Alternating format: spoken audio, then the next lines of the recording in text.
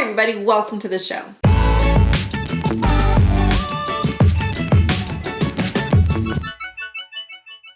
Hello everyone, welcome back to our channel. My name is Amanda. This is Raising A to Z, a YouTube channel all about homeschooling. Today we're working on our mini series all about the fears that surround homeschooling and fears that some parents have about homeschooling. This is one of our last videos in this mini series. If you have ideas or things that you're afraid of, let us know in the comments and maybe we'll make some more videos about it. But these are kind of the top ones that people had asked us about and had concerns about. So today we're talking about a really big fear a lot of homeschoolers have, and it is the fear of not being enough. The fear of, what if I'm not smart enough? What if I'm not creative enough? What if I'm not patient enough? And the reality is, it's okay. The fear of not being enough is really one of the more common ones. It's a fear of your kid, it kind of encompasses all of the other fears that we've talked about in this series. The fear of them falling behind, the fear of them missing out, the fear of them not becoming healthy, well-rounded individuals because of something you've done. It's the fear that somehow something you lack is now going to forever cripple your child. And that's simply not true. Everyone has their own quirks and everything, and they will end up being just fine. So we've actually done a video about, am I enough? And can I homeschool my kids even if I'm not a teacher? We did a big video about that. I think it was last winter. We'll put a link for it right around here somewhere. It is a great video to watch because we definitely talk about some of the things that make people concerned that they cannot homeschool their kids because they aren't teachers.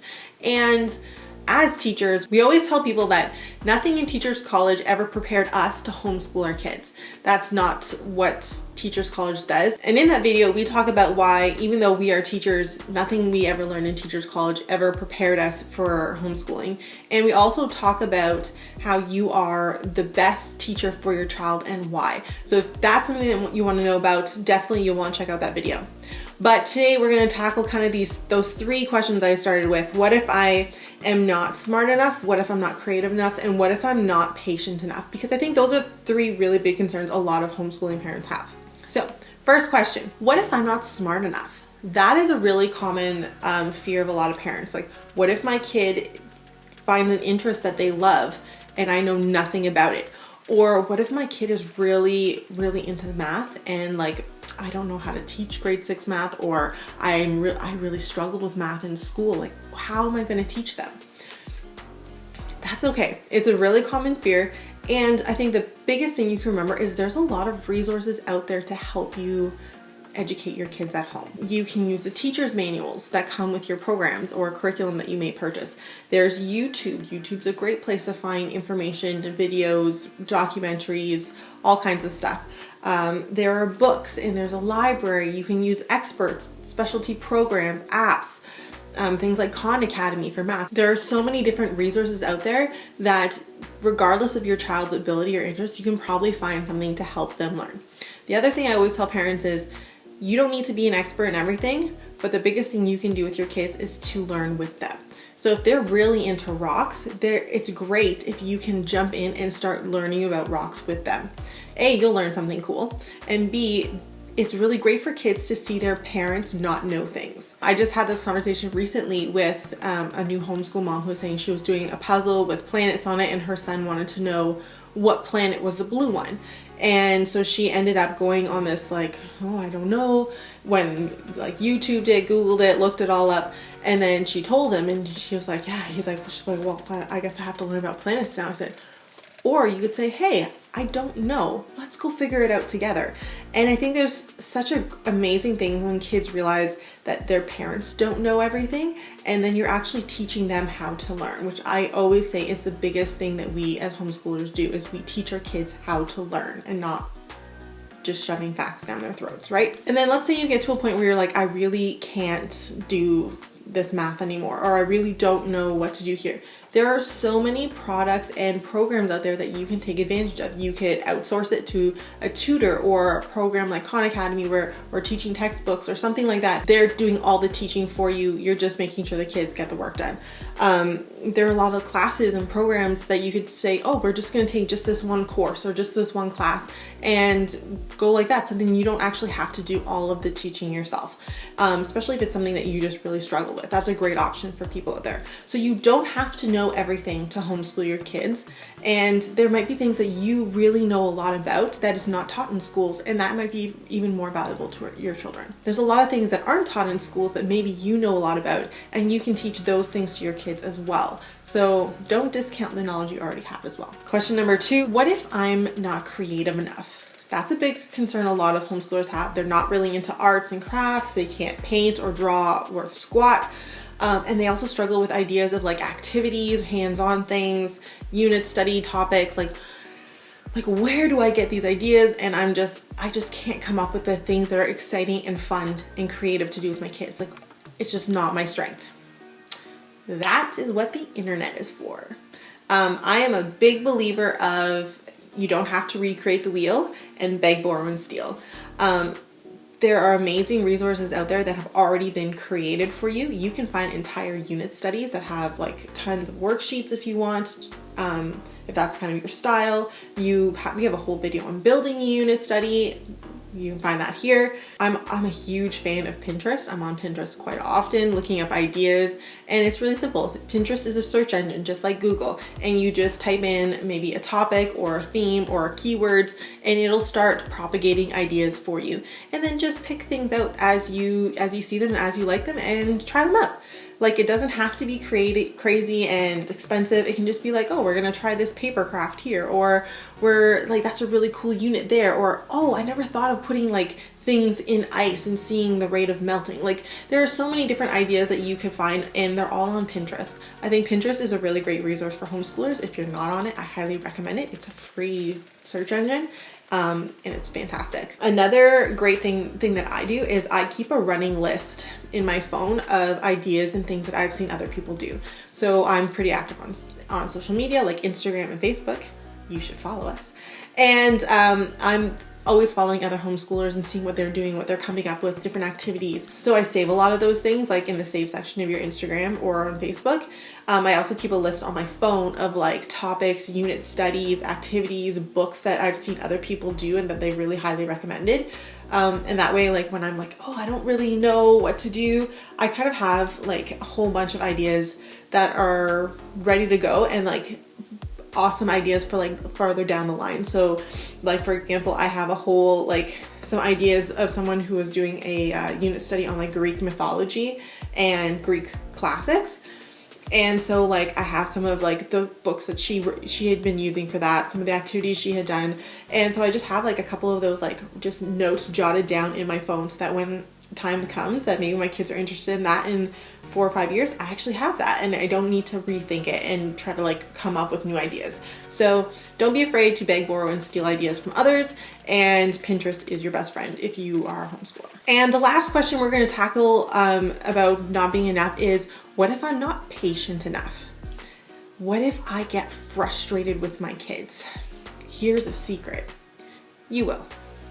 You will have days where you want to cry. You will have days where you want to pull your hair out. You'll have days where you think you're literally going to scream because the kids are driving you nuts, everyone is fighting, and things are just not going well. Take a deep breath. Remember that tomorrow is another day. You can take some time to reset, take some time to breathe, and it is going to be okay. Everybody has bad days. Everyone has days when things just don't work out. But it will be okay, all right? So first off, I am no saint. I am not the most patient person in the world. Don't for a second think that that's true. It is just that I've come to understand that there are gonna be good days and bad days. And there are some days where I do wanna cry and scream and just curl in a ball and watch Netflix all day. There are days where we actually do that. So it's everything you're gonna have a lot of great days, you're gonna have some bad days, it's gonna be okay in the end. Some tips though for minimizing frustrations. I think a lot of frustration come out of expectations and having unmet expectations, or having like too high expectations for what can be done.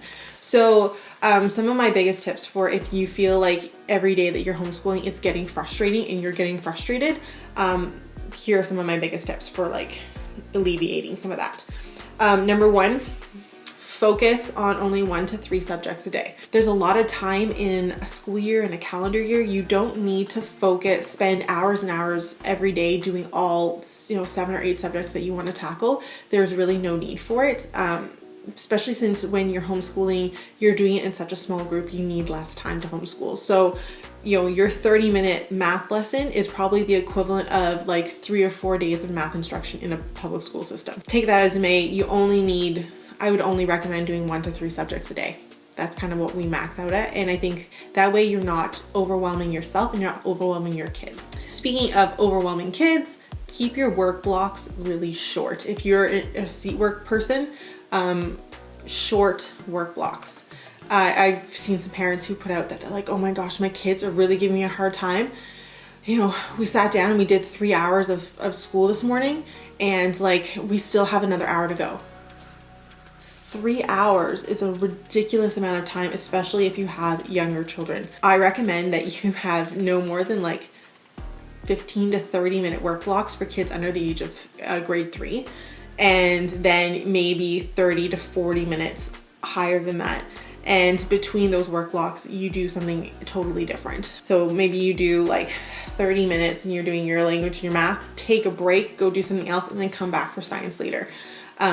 Otherwise, you're just going to make everyone tired and frustrated, and you're not going to get the best mental clarity out of them. So short work blocks is really kind of your best way to alleviate the fighting and the anger and the frustration. Get outside every day if possible. I think that's always something that it's something that I struggle with, that I'm not an outdoorsy person. I like to stay in my little house, but I do feel better and the kids feel better and everybody is happier if we get outside. And if it's possible, try to go every day, even if it's just for like 30 minutes, a walk around the block, play in the yard, go to the park, something. Just get outside for a little bit. It really makes the day better, I promise. Don't underestimate the importance and the value in free play and independent play. A lot of homeschool parents put a lot of pressure on the structured and like the educational activities that happen in the day. There's a lot of value that comes out of independent play and independent time and free play where kids can just kind of explore and do what they want to do.